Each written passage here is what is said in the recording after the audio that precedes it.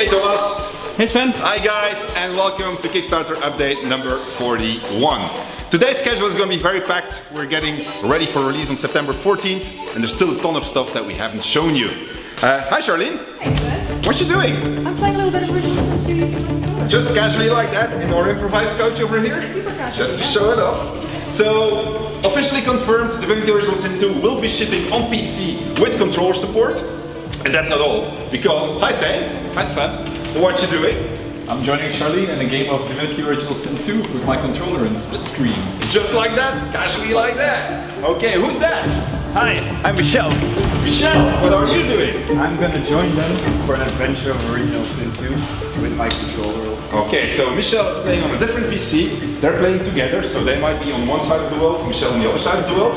And I might be joining Michelle, and I could say like, hey Michelle, or hi, I'm Sven, and I'm joining for a game of Divinity Original Sin 2 with controller in split screen on the second PC. So we're playing 4 of us together now, and we're off on an amazing adventure. And this is freaking awesome. Okay. And that's not all. We have much more. Okay, so thank you guys. And we're off, Thomas. We're off. There's Gigi. Come on, Thomas.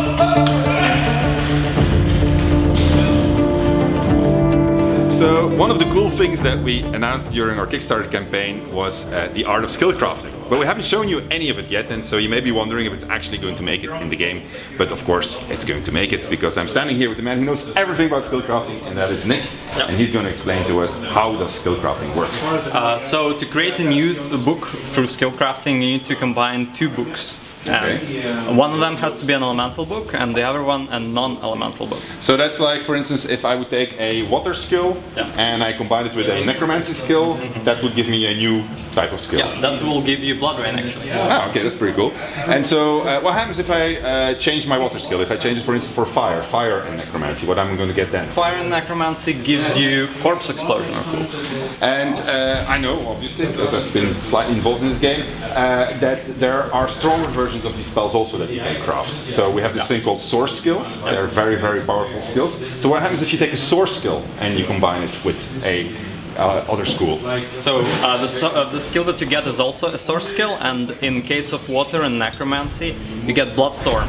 So it's a lot stronger spell, and in case of necromancy and fire, if one of them is source, you're gonna get mass corpse explosion. That's awesome. Thank you, a lot Nick. of explosions. So there's plenty of crafted skills, I guess, to be discovered, and we're not going to tell all of them to you, but definitely once you've tried and play Original Sin 2, come release date, try to combine 2 skill books, and you might be surprised at all the awesome power that is going to be in your hands. But that's not all. We have a other thing that we introduced with crafting, and for that I'm going to jump to David.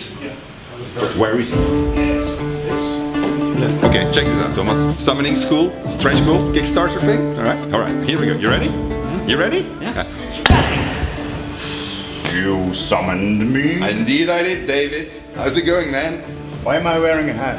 You are doing field research. Oh yeah, I was researching the noble hat actually. What does it do? I don't know, but I start talking like this for all of a sudden. The noble hat gives you tag noble, so you can talk like a noble in the game. But anyway, that's not why I'm here, because I'm here to talk about runecrafting, and you are the man who knows everything about Runecrafting. What is it? Matter of fact, well, you will find runes in the game that improve your equipment, like your weapons and your gear. So you get slots in your gear in which you can plug in the runes? Yep. Okay. How do you get the runes? You find them in the game, or they're a big reward, or you can craft them yourself. Okay, how do you do that? Well, for instance, if you have anything made out of wood, like a cutting board or a wooden block, you add oil to it, and then the magical ingredient pixie dust, that's how you make a fire rune.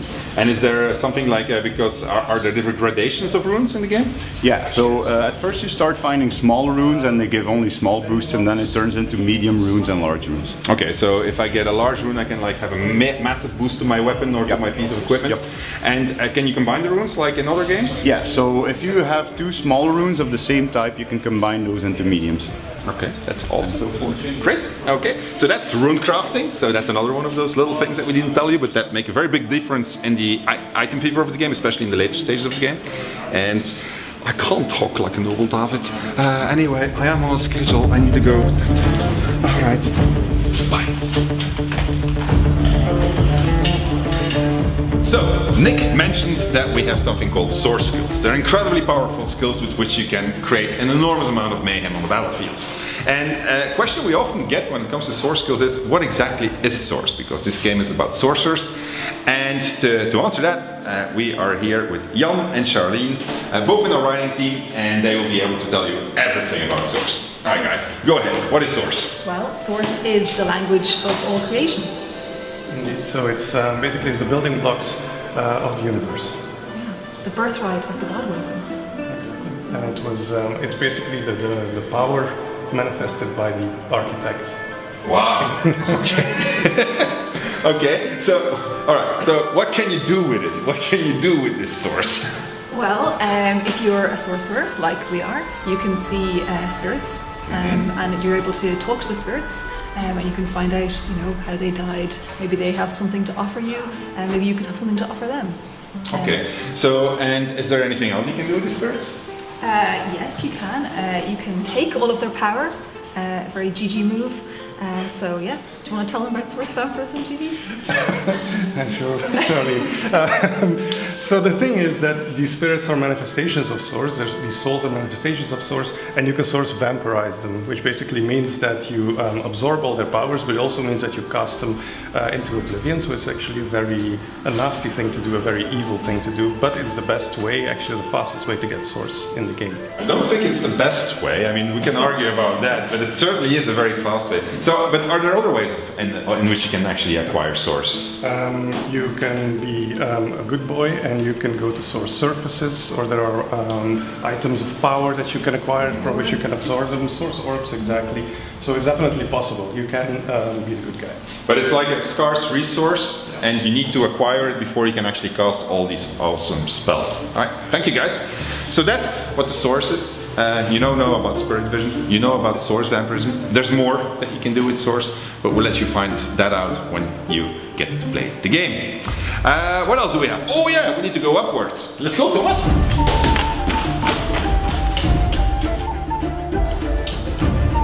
So one of the other things that we did is we gave our NPCs in the game a new way of dying. And one of the guys had a big hand in this, is Thierry over here. So why don't you explain what we did, Thierry? Well, we give everything a really big upgrade on how it looked in the early access. So you're going to see that death has really now a very rewarding effect. And new animations, of course. Okay, and you guys introduced ragdolls to the system. This is something we didn't have in the past, right? Yes, we did. So now animation is only done for the first 10-15 frames, and then the system takes over, so it can collide with environment, with everything that has physics. Okay, cool. And so what did you do, guys? Because there's many ways that you can die in Original Sin 2. Yeah. So you can be put on fire, you can be frozen, you can shatter, you can be electrified, etc. So what did you guys do with that? Well, it still uses the ragdoll system, so we wanted to take advantage of that. But we added like cool effects and shaders on top of that. So now instead of having the ash piles that we used to have, now you have actually corpses that are burned and electrified or dissolved by acid. Okay, so that's going to connect very well with the elemental skills. It is. It's pretty cool. Yeah. All right, cool. Now, we need to do one thing, Thierry, because there's another man who had a big hand in the ragdoll system, and he's over there, Thomas. So can you quickly go and film him? Show Ricardo. There. Say hi, Ricardo, to the camera. So, there you go. So Ricardo's in our Quebec office, and he wanted to watch what we were doing over here. So he had a very big hand in setting up the ragdoll system, which is absolutely awesome when you play the game. While we're here also, you might have noticed that there's been changes in the office. We are now on the top floor. It's been completely refurbished. We're still setting some things up. And here you can see what happens when you give artists a fantastic view over Ghent, the beautiful city in which our Lion Studios Ghent office is. This is what they do. See, Thomas? This is what they do. Can you imagine this? It literally makes me sick. And you know what they want to do? They want to put a curtain over it, right? They want to make it all black. They want to make it all black, man. Anyway, so I think that's going to be it for today. We have much more still to show, and that's going to be in the next Kickstarter update. There's no patch being released today. The reason for that is just that we are trying to finish the game. and so we need our time. And making a patch takes time, and we would prefer to finish the game, get it to you on September 14th, rather than to have to announce to you that we're going to be late. So you're going to have a little bit of patience with us for the next big update, because I think the next big update is actually going to be the release of the game. That said, we have a couple of service announcements to make. We're looking for volunteers to help us with PAX West. So if you want to be one of these awesome people that gets all kinds of cool stuff, gets to interact with us, and gets to explain the game to the rest of the world and why they have to play Divinity Original Sin 2, be sure to check out our Kickstarter page. All the details will be on it. And I think that... am I forgetting something, Thomas? I don't think so. I did really well this time. All right, so that's it for me. I'll see you shortly. And in the next Kickstarter update, you guys are going to see our collector's edition. You're going to see the hoodies. You're going to see the t-shirts. All of the cool stuff that we promise as merchandise for you is going to be presented to you in the next Kickstarter update. And there may be some words about the undead, the things that you haven't seen yet. Okay, take care, everybody. Bye-bye. See you soon.